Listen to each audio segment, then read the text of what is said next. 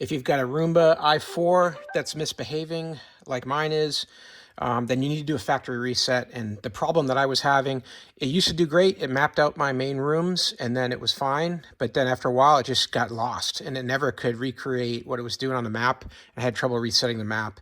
So to restart the whole thing fresh and give it another go, you're gonna just press and hold all three buttons for just under 10 seconds, all at the same time like this. And then you're gonna hear a tone.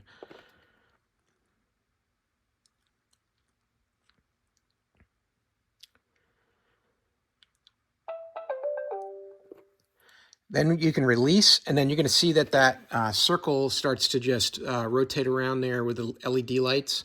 And it's going to do that for about a minute, and then you're going to hear another tone. It's similar to that one, and then you know you're reset. Now you're going to have to go back into the app. You're going to have to reprogram your Wi-Fi, do whatever else you need to be able to talk to it, but you are set back to the original factory settings at this point. Hey, I hope that was helpful. Help you with this Roomba i4. Have a great day.